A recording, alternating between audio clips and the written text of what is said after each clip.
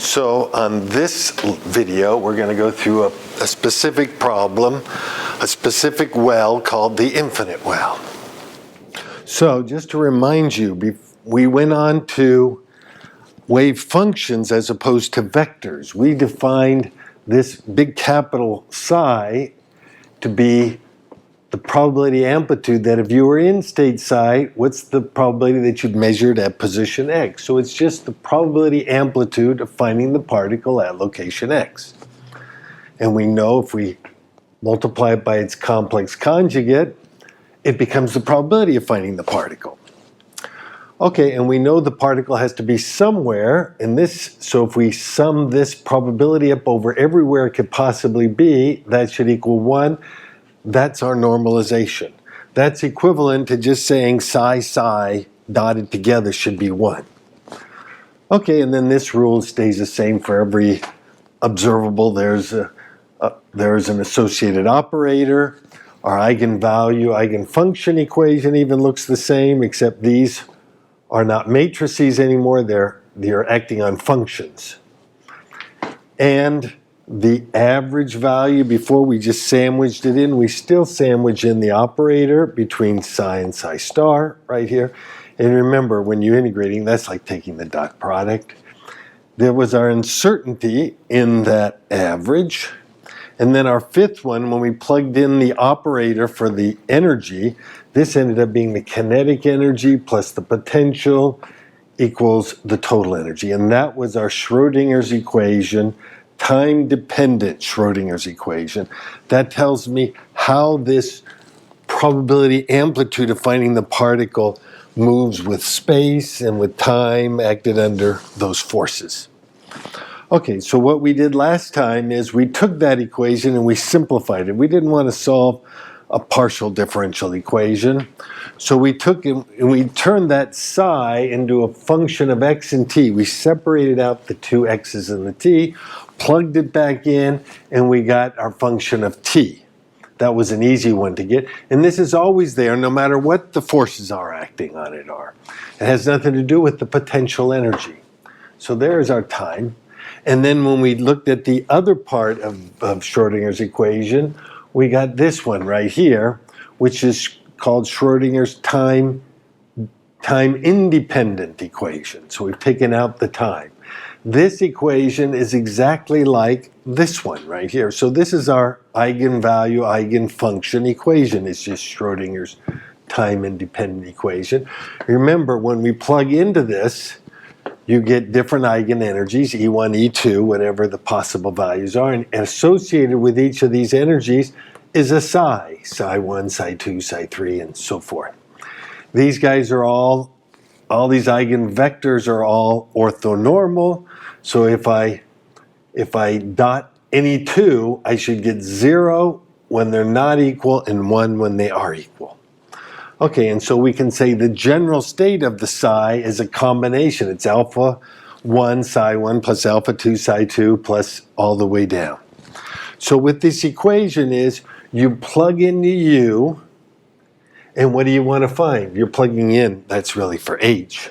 And you want to find the energies, the eigenenergies, and the eigenfunctions. That's what we want to get out of it. And we said there were a few things that had to be true out of this equation. One is that psi out at plus or minus infinity has to equal 0 because the area of psi star psi has to be 1, and if you didn't go to 0, you're never going to get the area under the curve to be 1. We also said that psi and d psi dx must be a continuous function, otherwise we'd run into crazy stuff when you took the second derivative. Okay, so what we're going to do more or less, if we wanted to do it graphically, we have some u, remember that's what we're plugging in, and here we have the energy, I put it in green right here, and you can see between these two, between here and here, E is bigger than U, and outside of here, U is bigger than E. So this is U is bigger than E, and E is bigger than U, back to U is bigger than E, and then you can just look at the sign of this second derivative. Remember, the second derivative, if you're positive, it's concave up. If you're down here, it's concave down. And likewise, this case is concave down and concave up and so forth. So this is kind of gives us a help if we wanted to just kind of plot it out. And then here were our operators right here for x, or for f of x, or for momentum, or for the h right there. So I just wanted to remind you of that. So now we want to do it for a specific problem, one that's called the infinite well. Infinite well. So it's going to look, it'll look something like right here along the x-axis. I'll just let that go off to infinity. This is u I'm plotting out, and then it's going to be 0 all the way out to L. This is 0. And then it's going to go to infinity again. Right there. Okay, so this is a plot of my u as a function of x. So u of x is equal to 0 if x is less than L greater than 0. And it's infinity outside of this region. It's infinity for elsewhere. I'll just say elsewhere.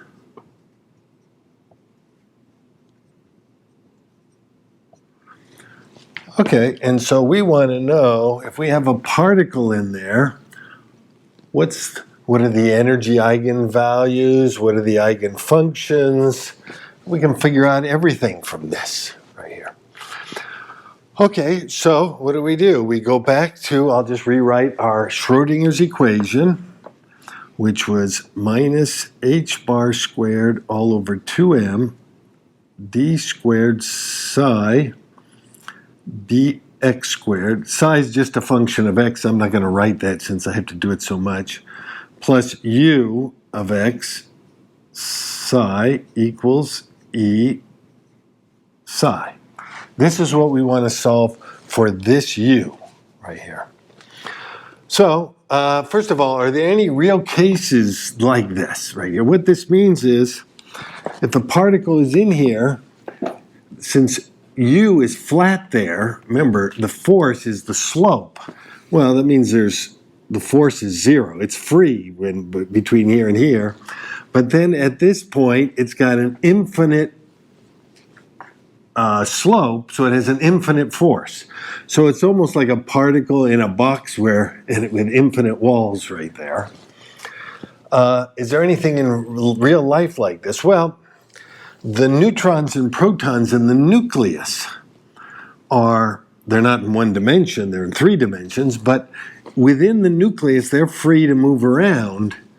But, they hit a really sharp barrier. That's why they can't leave the nucleus. So we could almost think of that as a first approximation right here. Okay, so now what do we want to do? First of all, we want to solve this for the 3 regions. We got region 1 right here. We got region 2, and we got region 3. Well, you can see in region 1 and in region 3, u is infinite right here. Well, if I plug in infinity into here, the only way I'm going to get anything that even makes any sense so I can get away from the infinities if psi is 0. Otherwise, I'm just going to get infinities in there. So in this region right here, this psi in region 1 is just 0. And psi in this region also, psi in region 3 is 0. So there is my wave function. That part is, blue is the wave function. Okay, so we just want to know what it is in between here. Okay, I should say this problem comes up all the time in quantum mechanics. It's just a good way to learn one-dimensional wells right here. So inside this well right here, u is 0, so we'll plug in 0. So inside, for state psi 2, we get minus h bar squared all over 2m d squared psi 2 dx squared. That 0 equals e psi 2. That's what we want to solve now. Well, I guess I could move this. I'm going to move this over to the other side. The 2m over h bar squared, it would be a minus over here, and then I'll bring it back. So we end up with a d squared psi 2 dx squared. Then bring that over, bring it back, it's going to be plus 2me all over h bar squared psi 2 equals 0. So that's the differential equation we want to solve. Okay, now you've probably solved this in 4a, if not, probably in 4b and math 2. There's a lot of equations that use this. This is the most important differential equation, but we probably did it with springs. Remember when we had a mass on a spring, when we looked at Newton's laws, we had the sum of the forces equals minus kx equals ma. Well, a is the second derivative of x with respect to t, right there. And so if I divide out the m and bring the term over to the other side, we got d squared x dt squared plus k over m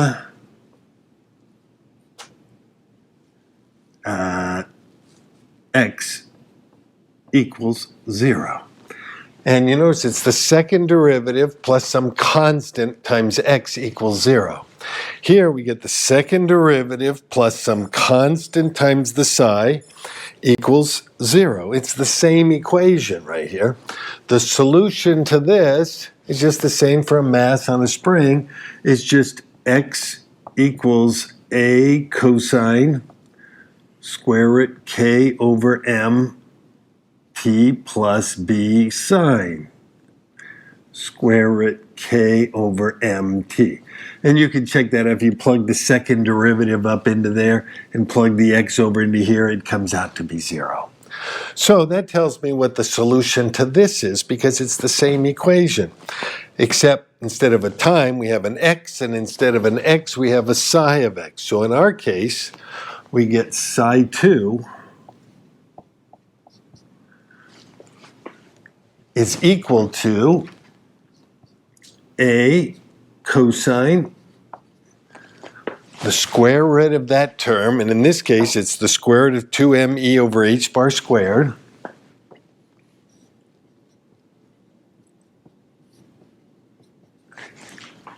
x plus b sine square root 2me all over h bar squared x. So there is the solution within this region right here. Now we need to solve for some of these things. We'd like to get what is these constants, a's and b's, and the energy, because those are the eigenvalues. Okay, so we come back to our rule right here. Psi must be continuous.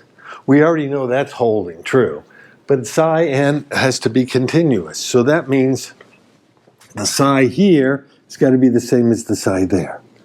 So we can say psi 2 at 0 should be the same as psi 1 at 0, which is 0. So this should give me 0. So let's plug in x equal to 0. If I plug in x equals 0, this is just 1, so you just get a. And when you plug in 0 there, sine of 0 is 0, so that's plus 0. Oh, so that tells me a equals 0. Okay, so this term is gone right here, so now we're back to just psi of 2 is just the other term, b sine square root of 2me all over h bar squared x. Okay, now we can apply another rule. We could say, well, it's continuous, so we do know that the wave function right here in blue has got to be there, and we know it's got to be 0 at that end because it's continuous. So we know psi 2 at x equal L has to equal 0. So let's plug that in. If we plug in at L, we get 0 equals b sine square root of 2me all over h bar squared L, and that should equal 0. Well, b could be 0, but if b was 0 and a is 0, then this would just be flat. And remember, the area of psi star psi has got to be 1. Well, that would never be 1. So b can't be 0. So what's going to have to happen? That must mean that this in here is going to have to be, well, if the sign is 0, that means that this right there has got to equal either 0, either it can't be 0, it can be pi, 2 pi, 3 pi. So we could say the square root of 2me all over h bar squared L can either be pi, 2 pi, 3 pi, how about n pi? We'll go over whether it can be 0 in a minute right here. Okay, so now if that's true, then I can solve for e out of this. So that must mean that e is equal to, what are we going to do? Square both sides. Maybe I'll take it in 2 steps. If we square both sides, then we get 2me all over h bar squared L squared is equal to n squared pi squared. Or e is equal to n squared pi squared h bar squared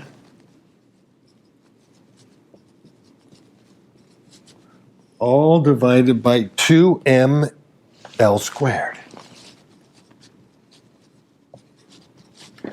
where n can equal 1, 2, ... These are my eigenenergies right here. So these are the eigenvalues.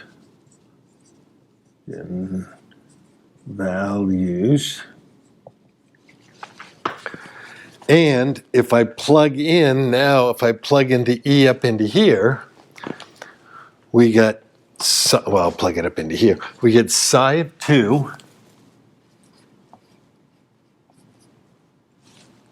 is equal to b sine,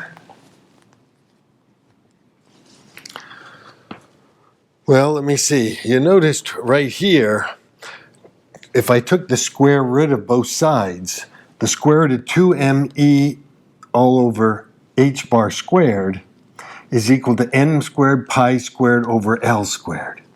So I'm just going to replace that. So the square root of this, which is right there, is n squared pi squared over L squared. So we got n squared pi squared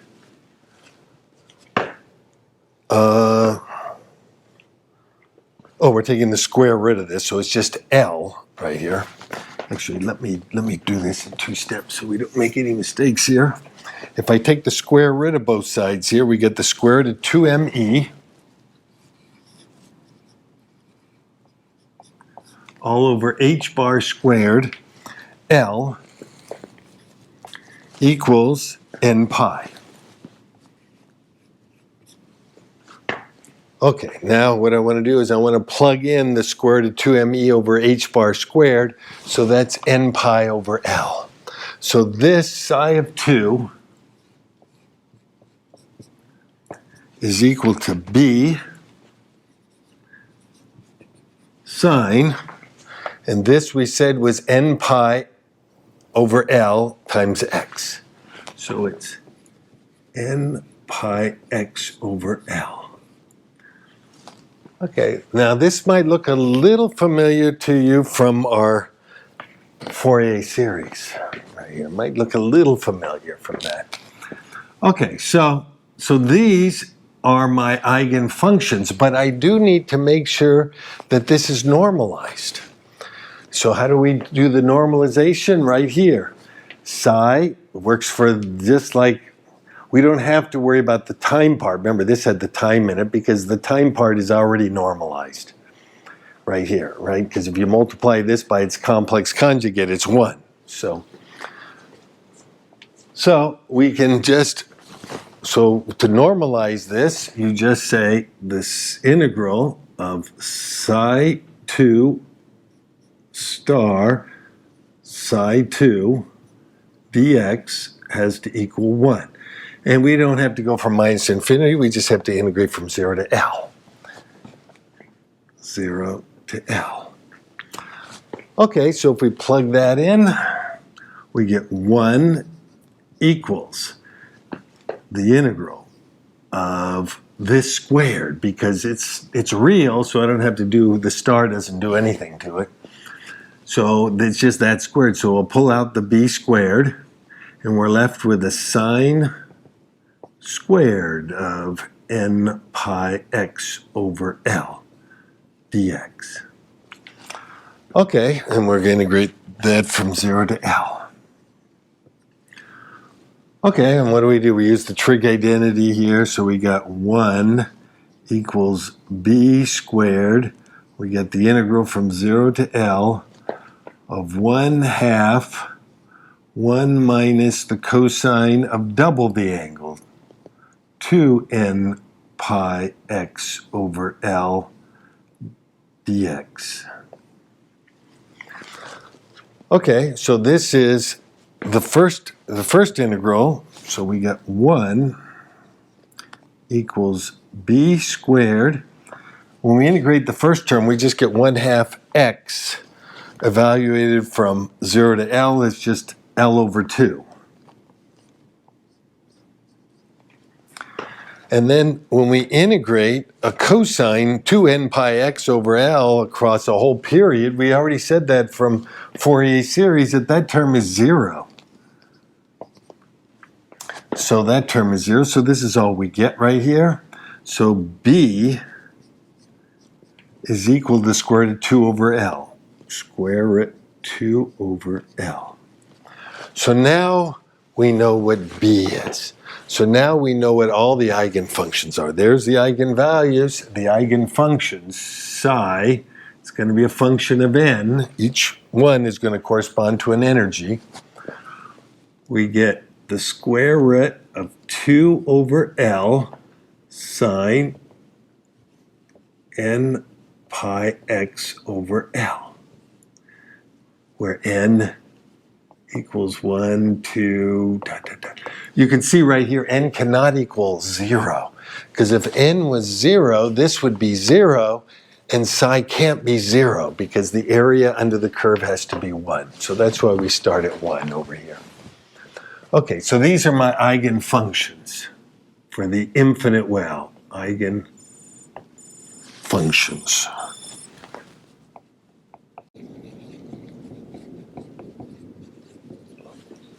Okay, so we could plot them out. So let's go ahead and plot them out right here. So, actually I want to put them all on top of each other. I'll give myself enough room. So let's just say right here is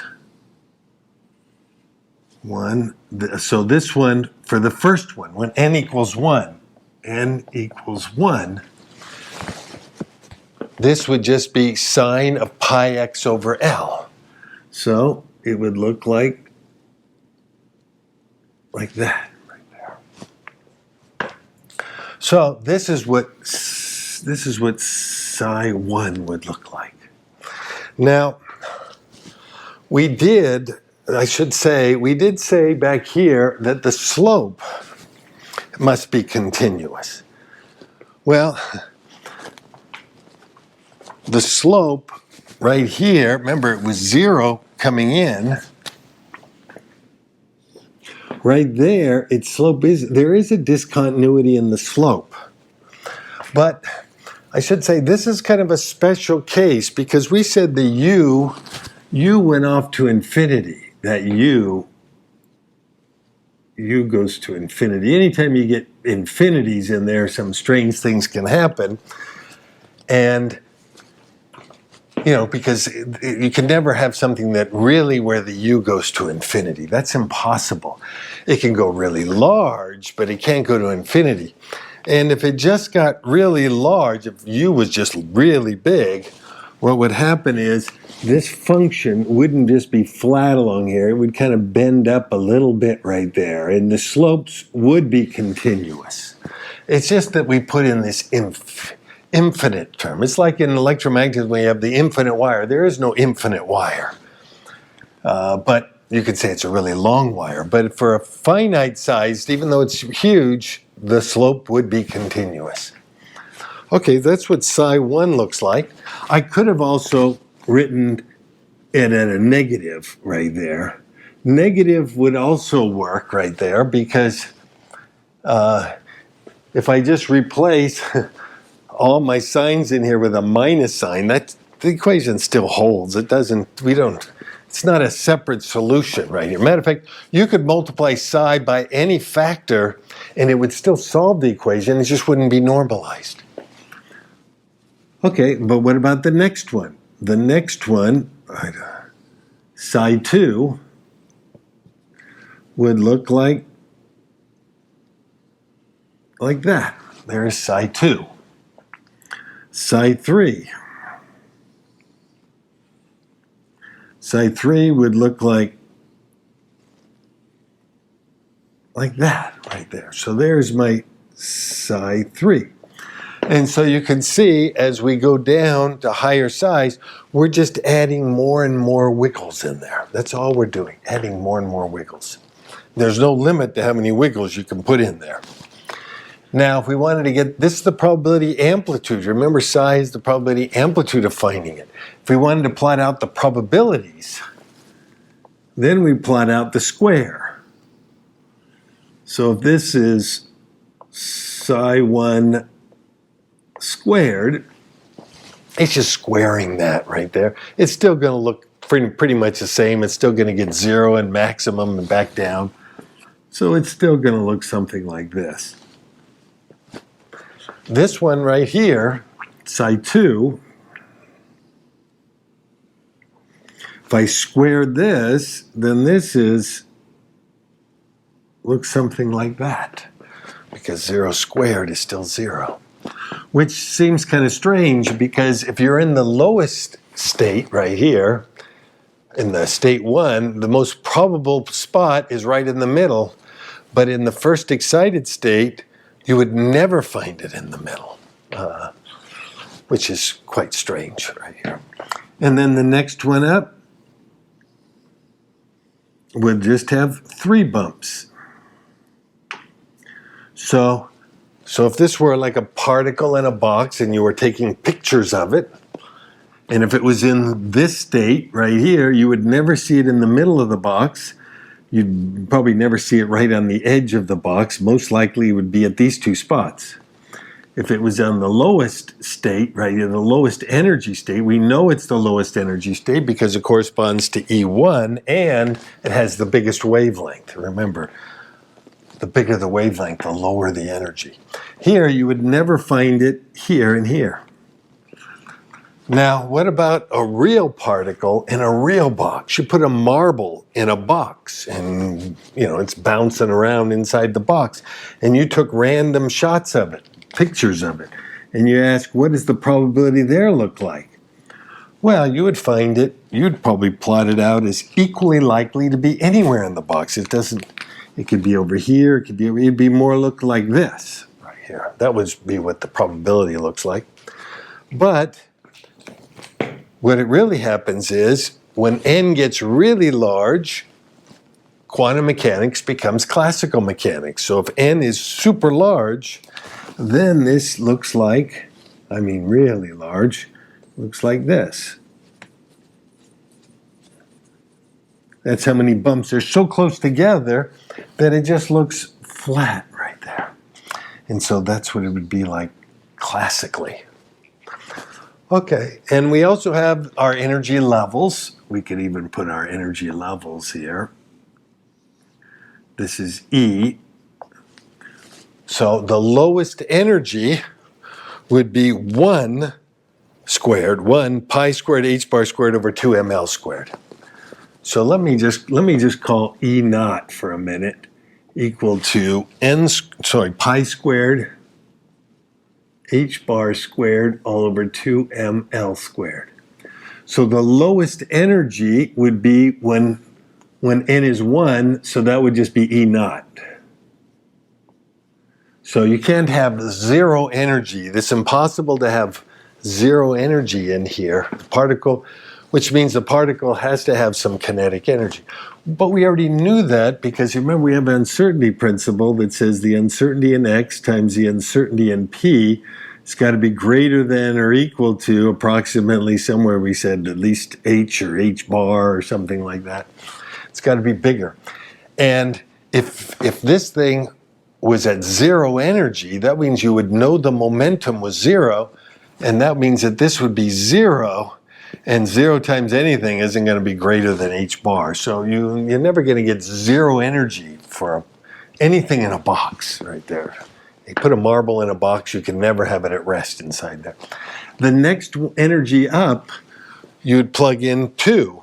Well, that would just be 4 of those E naughts, and then 9 of those E naughts, and then 16. So it would be, these are jumping, getting quite bigger right here. This is going to be, the next one's going to be 4 E naught, and then 9 E naught.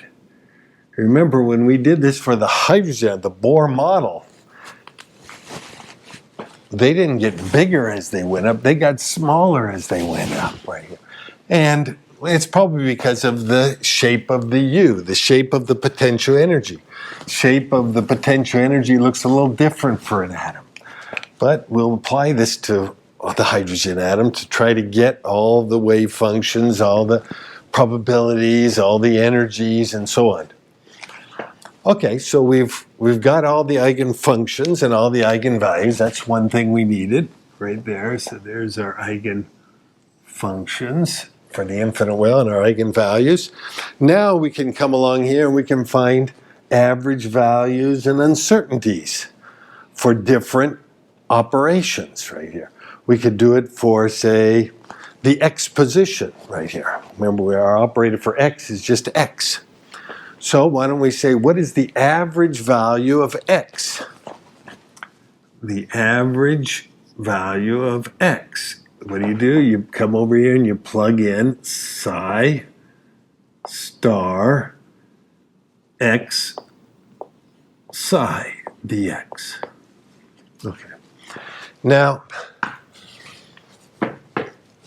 I could do it, remember, what did we say? We said when these are eigenfunctions, so my true state of the system, psi, is a combination of all of them. Remember, psi is going to be alpha 1, psi 1 plus alpha 2, psi 2 plus ... Once I measure E1, it would collapse to psi 1. If I measured E2, it would collapse to psi 2, and so on. And this squared is the probability that I'd measure E1, and this is the probability that squared is the probability of measuring E2. But I don't want to plug in all of them. We'll just look at a particular one. So what is the average value for each individual one right here? So not the sum of them all. So we'll just do it for the nth one right here. So we get x for the nth eigenfunction would just be the sum of psi sub n star x psi n dx. Okay, well there's my eigenfunction, so we'll just plug them in.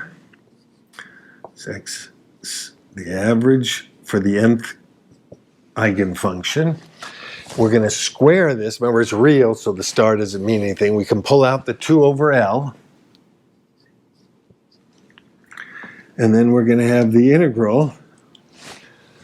We're going to get, now the x normally matters when it's between the two, but it doesn't because I can move the x around. Doesn't matter. A times b is the same as b times a. So it's just x times that squared. So we just get x times the sine squared of n pi x over L dx, 0 to L. So there is what we need, and I'd probably do what we did before and break this up into our trig identity. So that equaled to 2 over L, 0 to L of x, and then this was 1/2, 1 minus the cosine of double 2n pi x over L dx. Okay, and then I'll take this 2 and cancel out that 2, so we just get 1 over L. Now I can integrate the first term because the first term is just x dx. So that's going to be x squared over 2 or L squared over 2. So that's just going to be, the first term is just going to be L squared over 2. And then we still have to integrate the other term. The other term would be minus, we're still going to integrate it. It'd be from 0 to L, where we have an x cosine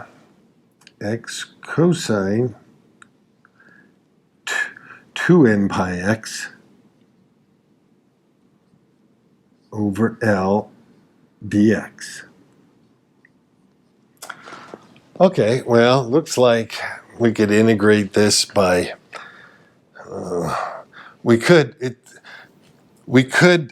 just integrate this by parts, but if we could have, this integral is going to come out to be 0. Why? Because this is an odd function, that's an even. When you multiply together, it's going to give me an odd, evaluated from 0 to L. It's going to give me 0, but let's just make sure.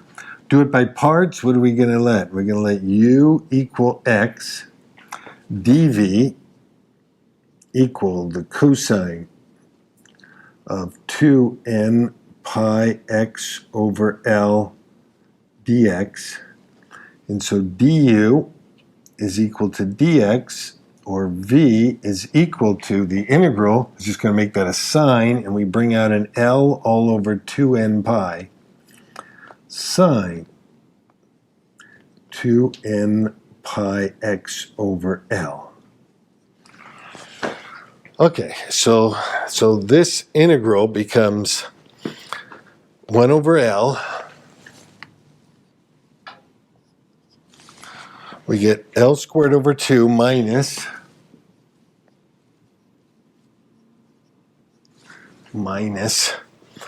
okay, what do we have to integrate this thing. So it's going to be uv. It's going to be x times this. So it's Lx over 2n pi. Lx over 2n pi sine 2n pi x over L sine 2n pi x over L evaluated from 0 to L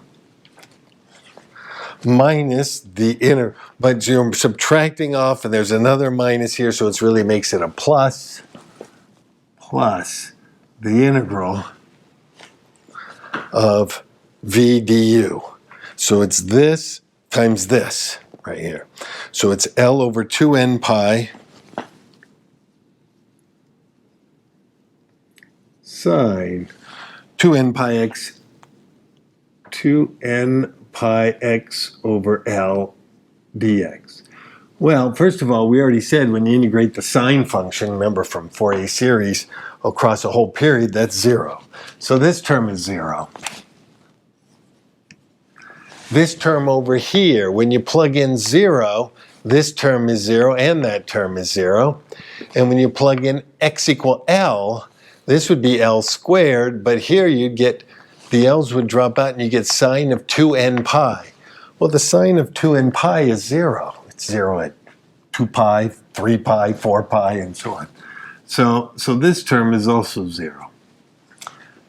Okay, and so what do we end up with? We end up with that this term right here, for all those cases, ends up being L over 2. But we could have almost gotten that from the picture, because where is the average? Wouldn't it be kind of at the center of all of these? Where's the center of the first one? Well, it's right there. So remember, this is at x equals 0. There's L over 2. Where's the center of this? It's right here. So if you were just the centroid. You notice we called this, in the book they call this the expectation value. But you can see you would never measure it at the expectation value.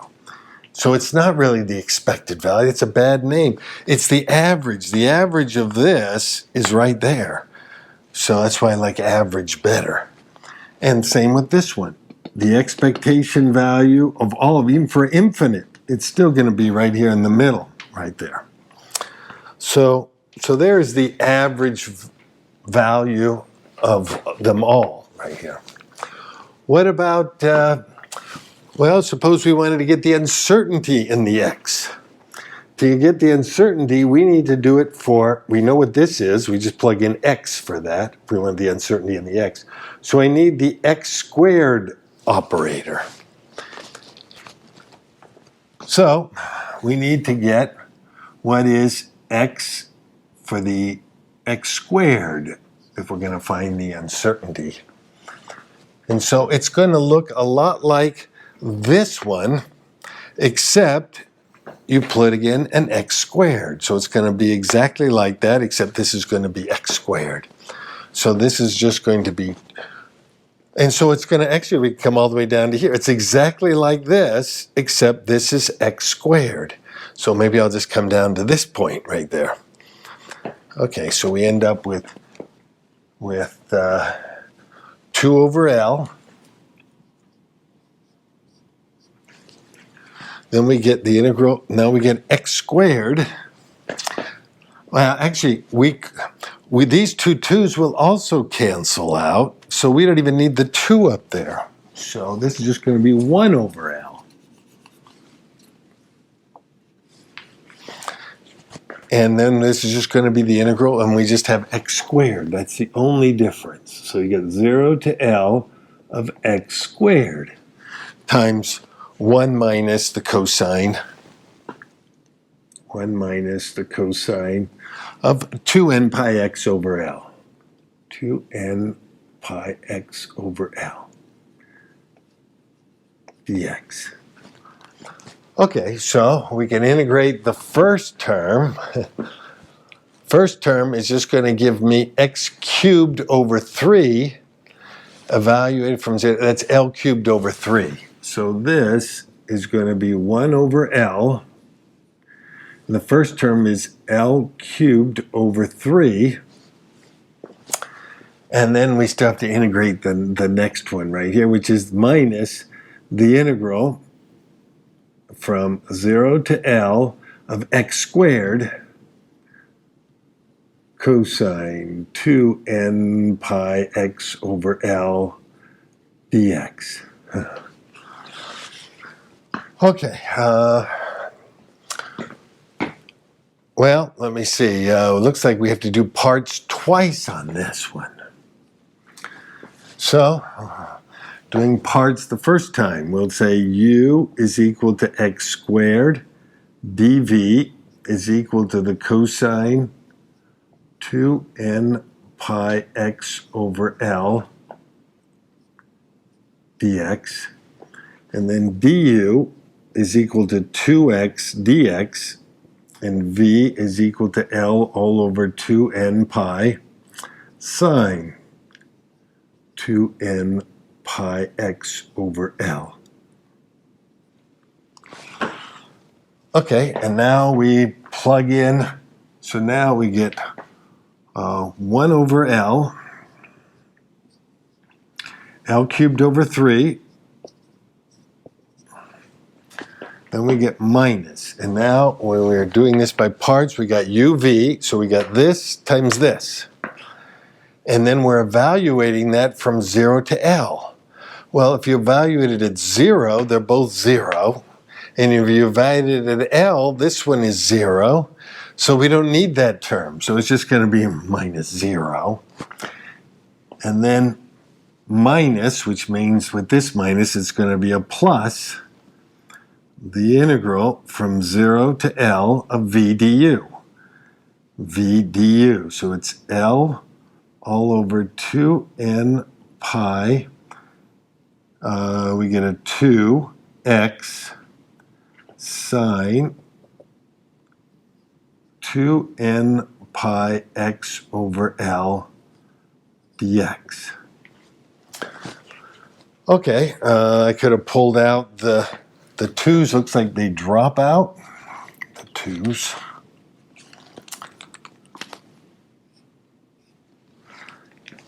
Okay, and it looks like I have to do parts on this again, right here.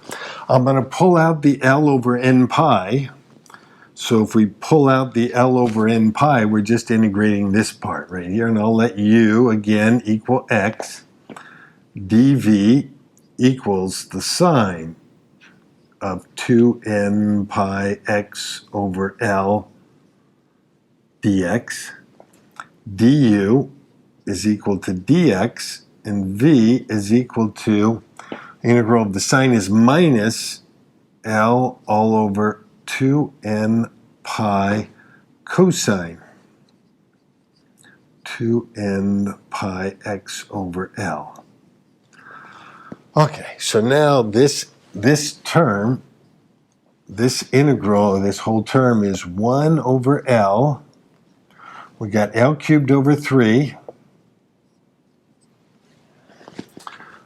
And then we have the L over n pi here plus L over n pi, and now we got uv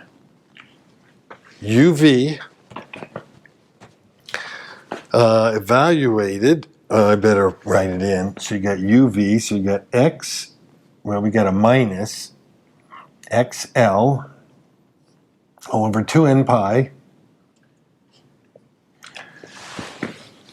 cosine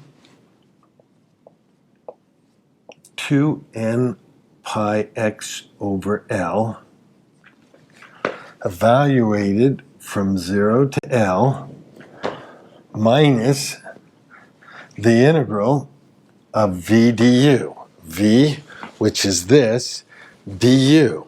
But I don't have to worry about that because the integral of just the cosine over an entire period is going to be 0, because we already know from Fourier series that that term is 0. Okay, now is this one give me 0 right here? Well, when you plug in 0, it definitely gives you 0 because that term is 0. But do you get 0 when you plug in L? Well, when you plug in L, this would just become minus L squared. And this, the L's drop out. The cosine of 2n pi is 1 because the cosine of 2 pi is 1, the cosine of 4 pi is 1, cosine of 6 pi. So that term just goes out to be 1, and that's L squared. With this L, it's L cubed. So we end up with 1 over L. L cubed over 3.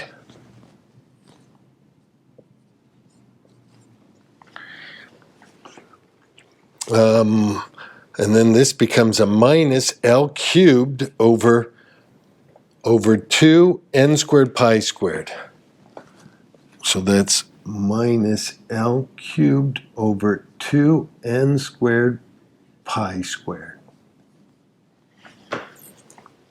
I think that's okay. And then we could cancel out an L and pull out the L, so that's just L squared, which is good because the units should be in L squared. We end up with 1/3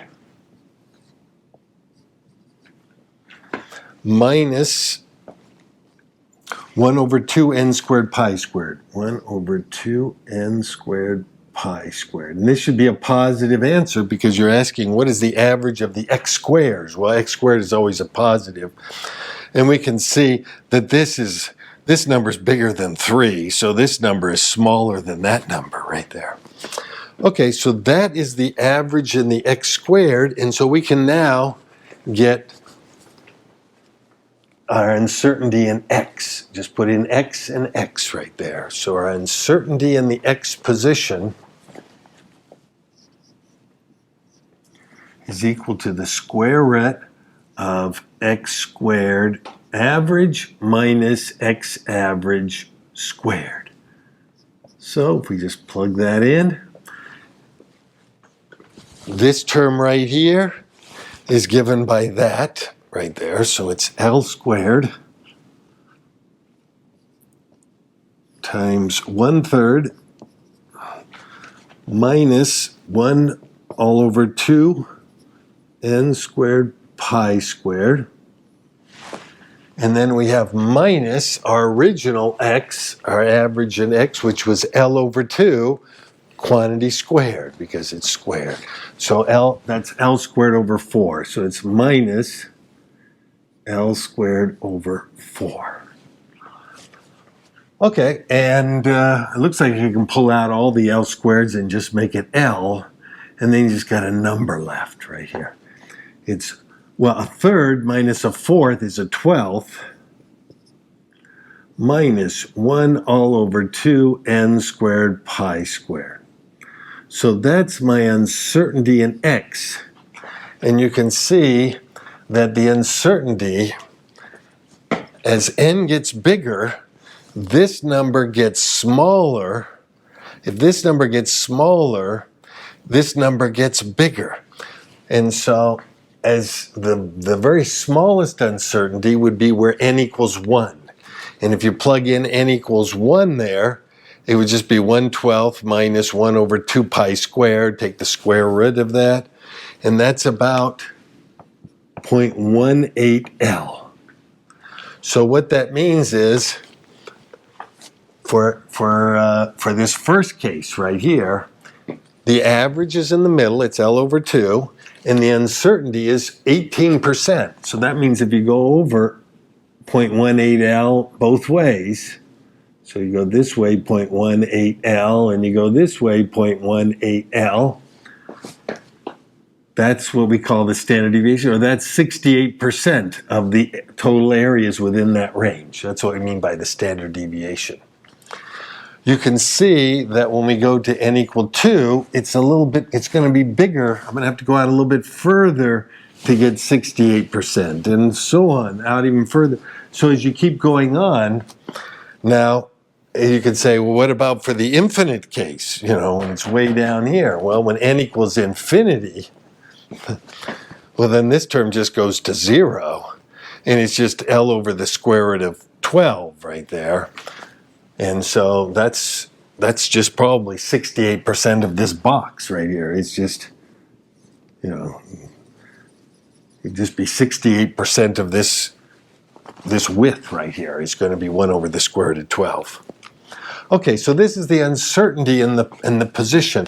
On the next one, we'll get the uncertainty in the momentum, and then we can multiply them together and see what the value is when we multiply the uncertainty in the momentum times the uncertainty in the position. Okay.